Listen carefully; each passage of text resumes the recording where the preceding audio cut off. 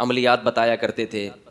تو بھائی تعویذ تو میں خود بھی دے دیتا ہوں, میرے شیخ حضرت مفتی رشید احمد صاحب بھی دے دیا کرتے تھے. میں اپنے بچوں کو کبھی تعویذ نہیں لٹکاتا, لیکن ہر ایک کا ایمان کا معیار ایک جیسا, توکل ایک جیسا نہیں ہوتا. دے دیتا ہوں کبھی کوئی مجبوری میں آئے.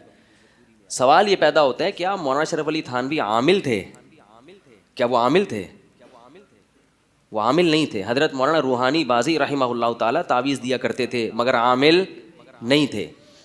تو رقیہ کے ہم قائل ہیں, رقیہ تو قرآن و سنت سے, اور اس پر تو میں نے بیان کیا ہے. میرے تو جادو کی حقیقت پر ایک بیان ہے کہ جادو کی 2 قسمیں ہیں. سمجھ رہے ہیں جادو کیا کیسے جاتا ہے, پورا وہ بیان آپ سنیں. نہ میں جادو کا منکر ہوں, نہ میں روحانی علاج کا فی نفسی ہی منکر ہوں. میں تو ان 2 نمبر عاملوں کے خلاف ہوں جنہوں نے قوم کو الو بنایا ہوا ہے, اور ایسا الو بنایا ہے کہ اللہ جن میرے پاس ہر قسم کی کالز آتی ہیں جو گھروں کو تباہ کیا ہے, برباد کیا ہے ان لوگوں نے. بہو پہ کوئی مسئلہ ہوگا نا, بیمار ہوگی, ڈال دیں گے کہ ساس نے جادو کروایا ہے, آگ لگا دیں گے اور اگلوا بھی دیں گے. بہو پہ جن لائیں گے, اور جن وہ خود کہے گا کہ کس نے کیا ہے, مجھے کس نے بھیجا ہے. سامنے والے کو اور یقین آ جائے گا کہ یہ واقعی کس نے کیا ہے, ساس. اور اس میں بڑے اچھے اچھے لوگ مبتلا ہیں, بڑے اچھے اچھے لوگ. تو اس لیے ہم اس کی مخالفت کرتے ہیں. تو سوکن کا مسئلہ ہوگا تو سوکن پہ ڈال دیں گے. عورت پہلے ہی اپنے سوکن سے تھوڑی سی کھچی ہوئی رہتی ہے, اور اگر اسے کوئی پرابلم ہوئی اور عامل نے کہہ دیا کہ یہ کس نے کیا ہے, اور جن سے جنات جھوٹ بولتے ہیں. بہت سی مرتبہ تو جن ہوتا نہیں, مسمرزم کر کے دماغ پڑتے ہیں اس کا. یہ ایک علم ہے, یہ والا علم جو مسمرزم والا, عاملین والا علم نہیں, جو مسمرزم ہے, ہیپناٹائز کرنا ہے, یہ علم ہے جو یونیورسٹی میں پڑھایا بھی جاتا ہے. یہ یونیورسٹی میں پڑھایا جاتا ہے.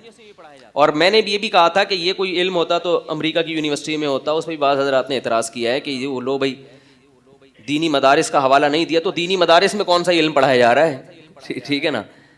اور درس نظامی والا علم یہ امریکہ کی یونیورسٹی میں پڑھایا جا رہا ہے. اگر وہ اسلام ان کی یونیورسٹی میں کو پڑھنا چاہے تو یہی کتابیں, قدوری, ہدایہ, احادیث, بخاری, مسلم, یہی کتابیں پڑھتے ہیں. تو چونکہ ایک گراؤنڈ ریئلٹی ہم دیکھ رہے ہیں کہ کس طرح آپس میں لڑوا دیا ہے, گھر برباد کر دیے, تباہ کر دیے, اور فلاں کا کیس فلاں پہ ڈال دیا. ایک صاحب نے بتایا کہ میں نے کسی خاتون سے نکاح کا ارادہ کیا, میری والدہ نہیں چاہتی تھی وہاں نکاح, وہ کسی عامل کے پاس گئیں, عامل سے جا کے کہا کہ آپ کچھ کریں اور یہ رشتہ ٹوٹ جائے. تو ان صاحب نے بتایا کہ اس عامل نے دے دیا ہوگا کوئی تعویذ وغیرہ.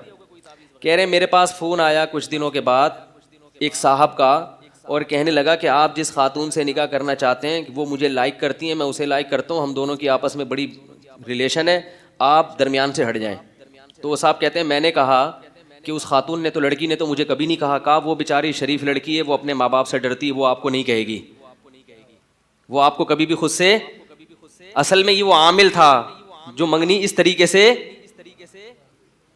اس نے جو لڑکے کی والدہ سے لڑکی اور لڑکی کی اماں کا نام لیا نا, وہ اس لیے لیا تاکہ وہاں تک پہنچ جاؤں. پھر یہ بندے چھوڑ دیے کہ جا کے کال کروا کے رشتہ کیا کرو, انسان چکر میں تو پڑ جاتا ہے نا. وہ بندہ سمجھدار تھا, تو بہرحال جب گہرائی میں گیا تو تحقیق کی تو پتہ چلا, لیکن ہر ایک تحقیق میں جاتا نہیں ہے اور جا سکتا بھی نہیں ہے. تو یہ بڑے مسائل ہیں, اس لیے ہم کہتے ہیں بھائی دم کروانا ہو کسی مسجد کے امام سے جا کے دم کروا لو, ٹھیک ہے نا. اور جنات میں نے بھی اتارے ہیں, اتنا بے وقوف میں بھی نہیں ہوں اس فیلڈ میں جتنا لوگ مجھے سمجھتے ہیں. جنات اتارے ہیں الحمدللہ, حالانکہ میں عامل نہیں ہوں, ٹھیک ہے نا. تو جن اتارنا یہ اس کا تعلق رقیہ سے ہے کہ آپ کون سے کلمات پڑھ کے پھونک رہے ہیں. قرآن کی آیتیں جو اس کے مناسب ہوں وہ آیتیں خود پڑھ لیں, نہیں تو اس میں مولانا اشرف علی تھانوی رحمۃ اللہ علیہ کا ایک وہ رسالہ ہے, انہوں نے قرآن کی منتخب یا ایسی یا بعض اکابر بزرگوں کے تجربے ہیں کہ یہ والا رقیہ, یہ والے کلمات پڑھے جائیں تو اس سے یہ فائدہ ہوتا ہے. تو یہ ٹھیک ہے, اس کے ہم قائل ہیں. تو میں خود کرتا ہوں یہ کام, دم بھی کر دیتا ہوں میں, اگرچہ میں یہ اس لیے لوگوں کو نہیں بتاتا کہ لائن نہ لگ جائے. ایک صاحب لے آئے, ان کی بچی کا پتہ نہیں بھوتھا یہاں سے پھولا ہوا تھا, انہوں نے کہا دم کر دیں. میں نے کہا بھائی میں یہ کام نہیں کرتا, کہا پلیز کر دیں. تو میں نے کر دیا, وہ اللہ کی قدرت ٹھیک ہو گیا. اگلے دن دوسری بچی کو لے آیا, اس کو بھی. میں نے کہا بھائی جان ہمارے پاس ان چیزوں کا ٹائم, اور مجھے یہ تو آتا ہی نہیں. تو انہوں نے کہا فائدہ ہو گیا نا, آتا ہو نہ آتا ہو. تو یہ آتا واتا کیا ہوتا ہے. تو دوسرا اس میں انسان کی قوت خیالیہ کا بہت دخل ہوتا ہے, قوت خیالیہ کا, کہ آپ کا کسی پر کتنا یقین ہے. بعض دفعہ ایسا بھی ہوتا ہے, ہمارے بعض اکابر کے ایسے بھی واقعات ہیں, ایک شخص گیا کہ میرا یہ کام نہیں ہو رہا, کچھ کر دیں تعویذ, انہوں نے جان چھڑائی, بھائی نہیں دیتا تعویذ, نہیں دیتا. جب پیچھے پڑ گیا تو انہوں نے لکھ دیا تعویذ میں کہ اے اللہ یہ میری جان کو مصیبت بنا ہوا ہے, تو اس کی اس بیماری کو کیا کر دے, ٹھیک ہے, یہ پرچی دی, بولا گلے میں لٹکا دو, ٹھیک ہو گیا بندہ. اگلے دن آیا وہی والا دوبارہ چاہیے, وہی والا کیا چاہیے. بس اللہ کبھی کسی کی سن لیتا ہے.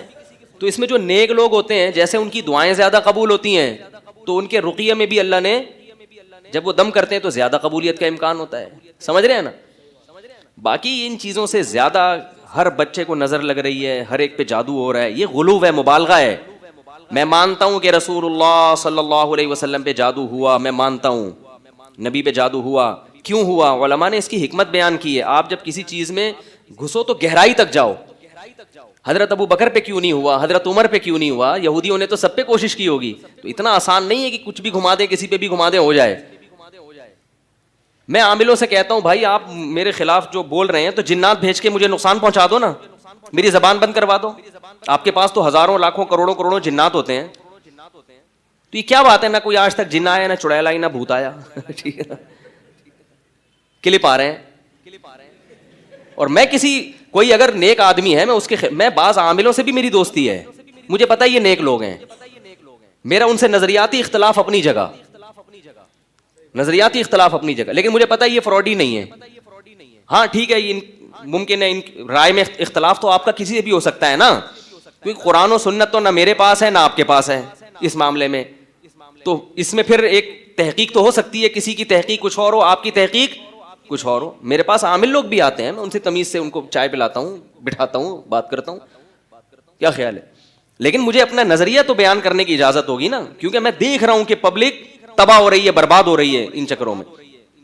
تو عامل لوگ اس میں غلو بہت کرتے ہیں, غلو. جو بھی جا رہا ہے یہ ہے, فلانے نے یہ کر دیا, نظر لگا دی, جن ہو گیا, جادو ہو گیا, چڑیل ہو گئی, بھوت آ گیا, وہ ایک لوگوں کو وہمی بنا دیا ہے, تو اس سے بڑا نقصان ہو رہا ہے. تو کہاں سے کہاں بات چلی جاتی ہے. یہ جو بہت سارے علماء یہ کام مفتی ظفر علی صاحب بھی کرتے ہیں, لیکن مفتی ظفر علی صاحب عامل, تبھی میں جو عاملوں کے خلاف اتنی تقریریں ہیں, اس پہ صدقے کے بکرے پہ تو مفتی ظفر علی صاحب کا میرے خلاف بیان آیا, تراویح کی اجرت پر تو آیا, مگر عاملوں کی اتنی تقریروں کے خلاف بھی حضرت مفتی ظفر علی صاحب کا میرے خلاف بیان نہیں آیا, کیونکہ وہ سمجھ رہے ہیں کہ یہ میرے خلاف نہیں بول رہا. ٹھیک ہے نا, حالانکہ وہ بھی رقیہ کرتے ہیں, وہ بھی تعویذ دے دیتے ہیں.